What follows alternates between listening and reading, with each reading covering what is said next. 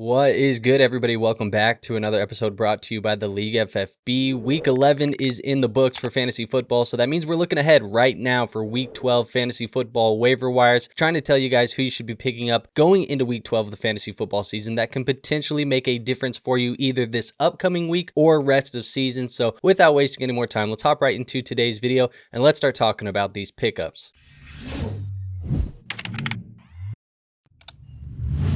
All right, so as I always do, I also am going to be providing you guys with a list of priority pickups. All of these players are above that 50% threshold that we look at when we do these waiver wire videos. Everybody who's in my top 10 pickups is usually below that 50% threshold. But if you're in a smaller league, maybe a less competitive league, 8-man, 10-man, work league, something like that where people aren't as active on the waiver wire, just double check for these players because I think these players should be picked up and rostered, and all of them are above that 50% threshold. Those names are going to be Jacoby Myers, Kareem Hunt, Kate Otten, Parker Washington, Brock Purdy, Jerry Jeudy, Joe Flacco, Dalton Schultz, and Tyler Algier. Now moving on to my first official pickup of the week, it is going to be Emanuel Wilson here for the Green Bay Packers. Currently rostered in about 12% of leagues, coming off of a week here where he had 12 touches for 49 total yards and 1 touchdown. Now the reason why we're going to be picking him up is because Josh Jacobs hurt his knee here in this game. So if Josh Jacobs were to miss any time here in the near future, we're still kind of collecting information on the severity of this knee. It does sound like he avoided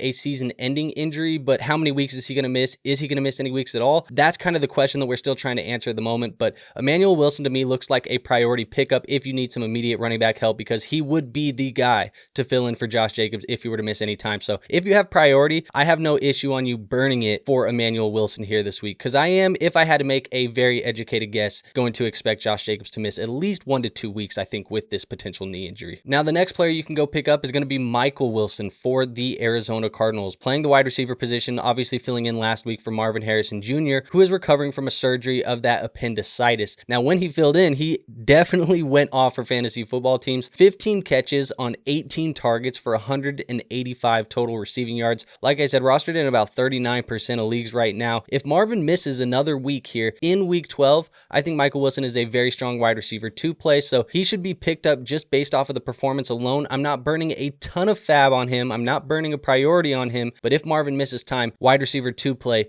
in week 12 for Michael Wilson. Moving on to my next guy, I want to talk about Sean Tucker, running back for the Tampa Bay Buccaneers. He is currently rostered in about 30% of leagues right now, had 21 touches in this last week for 140 total yards and 3 total touchdowns. So Sean Tucker, one of the biggest performers of the week, he has certainly moved ahead of Rachaad White in the depth chart there in Tampa Bay. And I think this is a player who could see some solid work again next week if Bucky Irving is going to be out for another week. Now, we saw Bucky Irving return to practice last week. He just did some walkthroughs and things like that. So his status is going to be something that we're monitoring throughout the week because if Bucky Irving misses time, Sean Tucker's a player I'm more than comfortable plugging into my lineup as a starter next week. However, if Bucky Irving is back, it does look like Sean Tucker is probably just going to be that priority handcuff now for Bucky Irving instead of Rachaad White. So that is probably why we're looking at Sean Tucker, a little bit of risk in adding him, but at the end of the day, obviously the performance is as big as you could possibly get for a guy who's really not coming into the week as a notable player to be plugging into your lineup. So let's go on to the next player. For me, it's going to be Kenny Gainwell of the Pittsburgh Steelers, currently rostered in 49% of leagues. So he is just on the fringe of that rostership threshold for the waiver wire video. So probably only available in about half of leagues. Maybe he's available in yours, maybe not. 16 touches for 105 yards and 2 total touchdowns in this one. And a lot of the reason for that is because he stepped in and filled in a role for Jaylen Warren after Jaylen Warren suffered an ankle injury in this one. So this is going to be another guy to monitor because of injury. If Jaylen Warren does not play in week 12, Gainwell for me would become an immediate RB2 play going into next week. And I think even regardless of Jaylen Warren being in or out, Kenny Gainwell should probably be picked up because he has had a role in this offense and he has proven that when Warren misses time, he can be plugged into your lineup. So Kenny Gainwell, one of the better handcuffs I think in fantasy so far this year, one of the more surprising handcuffs in fantasy this year, and somebody I would be picking up just in case Jaylen Warren can't go in week 12. Let's go to another running back. I have Chris Rodriguez, and we talked about him a lot over the last 2 weeks. Last week, we were told that there was potentially going to be a change in the running back room as to who the lead dog was, going away from Ja'Cory Krosky-Merritt. And then Chris Rodriguez got injured last week and kind of got banged up, so we didn't see it officially happen. But it was something I had on the top of mind and something we saw going into this week. And I mentioned just have Chris Rodriguez on the team because if they do, 1 week later decide to do it now that Chris Rodriguez is healthy, you could be potentially adding Chris Rodriguez on the waiver wire. And now we're here. This is what we're doing with Chris Rodriguez. 30% 50% rostership, saw 16 touches for 85 total yards. And like I said, he is now the new lead dog here for the Commanders. I think Ja'Cory Crosskey-Merritt, unfortunately, is probably droppable at this point in fantasy. So Chris Rodriguez, somebody I'm going to be looking at. I'm pretty sure they are going into their bye week this week. I can't remember off the top of my head. I should know this,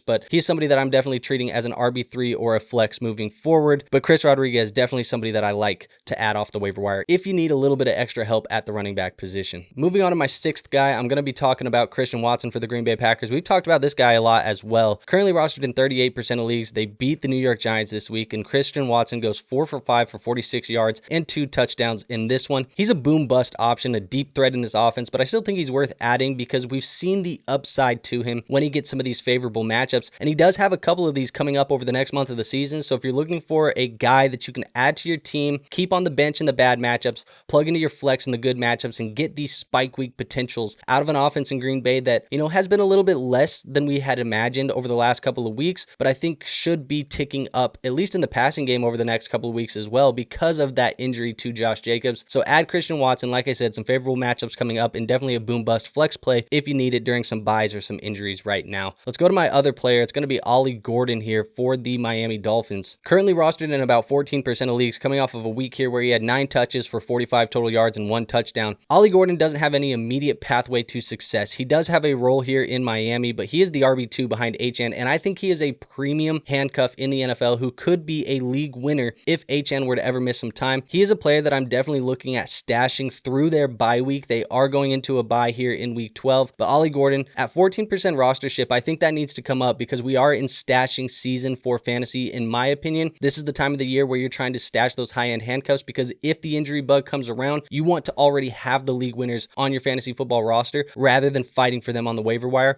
Ollie Gordon is a prime example of that. We're going to continue the theme of injuries here in week 11. We saw another guy benefit from some injuries here. It's Kirk Cousins, quarterback for the Atlanta Falcons. Really didn't do anything in this game. He didn't have a lot of time to play. Rostered in only 4% of leagues right now, but Penix did hurt his knee in this one, and it is rumored that he could miss 1 to 2, maybe 3 weeks. We're still collecting information here as well, but Cousins would be a very solid streaming option in week 12 of the fantasy football season in a friendly matchup against the New Orleans Saints. So I do like Kirk Cousins as a pickup, a guy that you can add onto your team in a super flex league, maybe a team where you have some quarterback injuries, some bye weeks, things like that going on here in week 12. Kirk Cousins is a player that's going to be on the waiver wire virtually everywhere, that should be added and will be serviceable if you need to plug him into your lineup here in this upcoming week. Let's go to one more running back here. It's going to be Zonovan Knight, and he's a player that I kind of debated having in the episode, but I'm going to throw him in because I want to talk about him no matter what. Rostered in 27% of leagues at the moment, 9 touches in this one for 45 total yards and 1 touchdown. The game script got really out of hand for the Arizona Cardinals, and that's why you saw guys like Jacoby Brissett throwing the football as much as he did in this one, and that's why you saw guys like Michael Wilson producing like they did here in this one. Zonovan Knight was a player who produced after DeMercado went down in this game, and although I don't love Zonovan Knight moving forward, because I do think that Trey Benson is going to be the running back that we want to own on the horizon, and it does sound like he's a player that could be coming back sooner rather than later, I want to highlight Zonovan Knight because if Benson remains out in week 12, I do think Knight can be played as a low-end running back too this upcoming week with the injury to DeMercado, and it's probably going to be a mix of Knight and Michael Carter, but at the end of the day, Knight is worth picking up if you need a sneaky plug-and-play option if Benson does not play in week 12, and we haven't got any indication as Benson is going to be back this week yet. Obviously, that can change as we start getting injury reports coming in on Wednesday and Thursday of this week, so keep an eye out for that, but Zonovan Knight should have been talked about just because of that. The last player is going to be AJ Barner. It's going to be the first tight end of today's episode and the last tight end of today's episode, but currently rostered in 17% of leagues. Went 10 for 11 for 71 yards here in this game against the Rams. He's a player who's very intriguing to me. We've seen him have a couple of spike weeks so far this year, and he's coming off of his best game of his career so far, having a high in targets,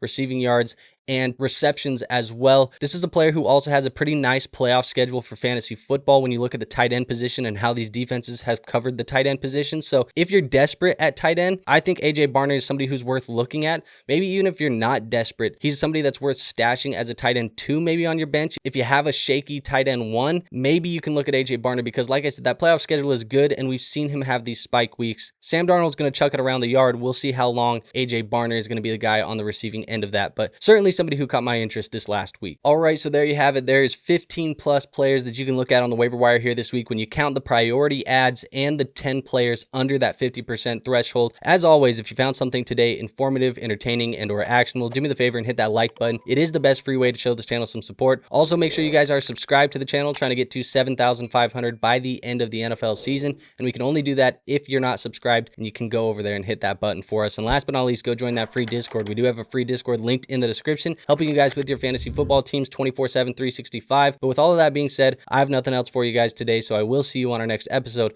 But until then, peace out.